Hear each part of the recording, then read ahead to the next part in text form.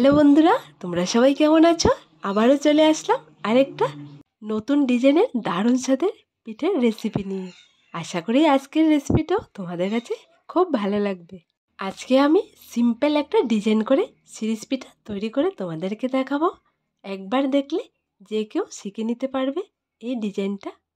অল্প পরিমাণ চাল দিয়ে তোমরা অনেকগুলো পিঠে তৈরি করতে পারবে। তাহলে চলো আজকের এই সুন্দর ডিজাইনের রেসিপিটা শুরু করা যাক। প্রথমে নিয়ে নিলাম একটা বাটি, এর মধ্যে দিয়ে দিলাম পরিমাণ মতো পানি, এরপর দিয়ে দিলাম 100 থেকে 150 গ্রামের মতো প্যাকেটের সেদ্ধ চাল। আজকে আমি প্যাকেটে যে সেদ্ধ চালটা হয় এই চাল দিয়ে এই পিঠেটা তৈরি করে তোমাদেরকে দেখাবো। তোমরা চাইলে এই পিঠেগুলো সেদ্ধ আতপ যে কোনো চাল দিয়ে তৈরি করতে পারবে।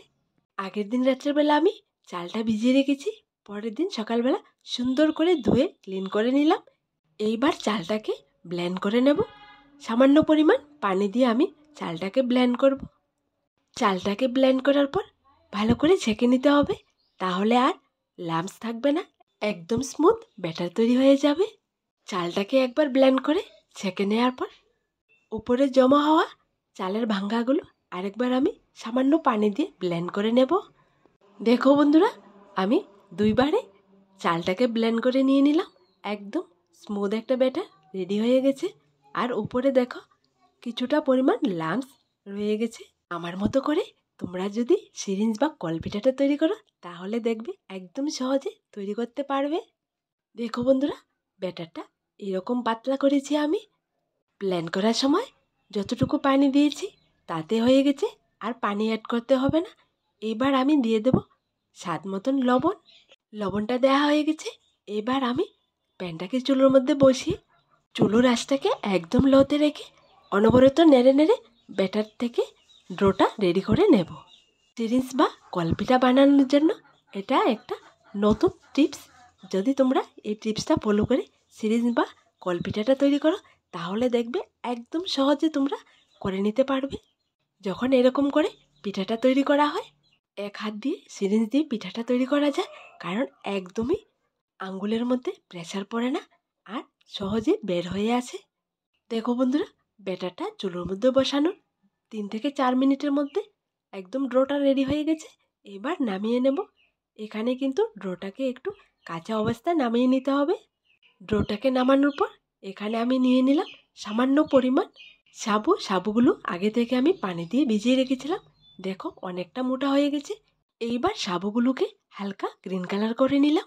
আর এখানে ড্র থেকে কিছুটা পরিমাণ ড্র নিয়ে ইয়েলো কালার করে নিলাম, আর কিছুটা ড্র হোয়াইট কালার রাখবো।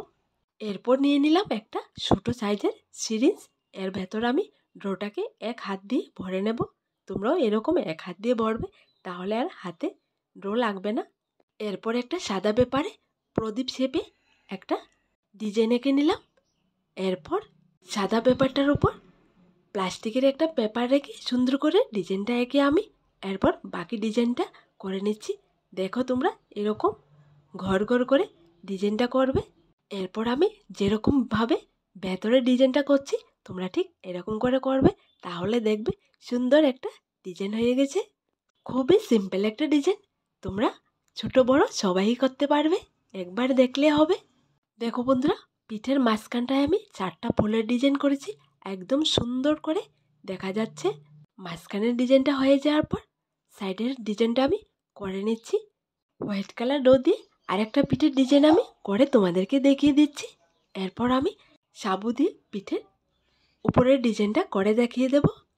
দেখো বন্ধুরা, এই ডিজাইনটা আমি এক হাতে ক্যামেরাটা ধরে আরেক হাত দিয়ে করে তোমাদেরকে দেখিয়ে দিচ্ছি। দেখো একদম সহজে করা যায়। এক হাত দিয়ে যদি তোমরা সিরিঞ্জ বা কলপিঠা তৈরি করতে চাও তাহলে আমার এই টিপসটা ফলো করবে আর একদম সহজে বানিয়ে নেবে। দেখো বন্ধুরা, এখানে আমি অনেকগুলো পিঠে রেডি করেছি। এইবার সাবু দিয়ে উপরের ডিজাইনটা করব, যাতে করে মাঝখানে যে ফুলের ডিজাইনটা করেছি একদম ফুটে উঠে। এই ফুলের ডিজাইনটা করার পর তোমরা যদি সাবু দিয়ে উপর দিয়ে ডিজাইনটা করো তাহলে একদম ভালো করে ফুটে উঠবে ফুলের ডিজাইনটা। আশা করি তোমরা একদম সহজে এই ফুলের ডিজাইনটা শিখতে পেরেছ। আমার সকল বন্ধুদের জানাই আমার মন থেকে অনেক অনেক দোয়া আর ভালোবাসা। যারা আমার নতুন বন্ধু আমার রেসিপিগুলো দেখে সুন্দর সুন্দর কমেন্টে লিখে জানাও, তাদেরকে জানাই অনেক অনেক ধন্যবাদ আর ভালোবাসা। এইভাবে সবাই আমার পাশে থেকো। তোমাদেরকে বলি বন্ধুরা, একই রকম করে আমি সবগুলো পিঠার ডিজাইনের উপর সাবুটা দিয়ে ডিজাইন করে নেব, তাহলে দেখবে আরও সুন্দর লাগবে।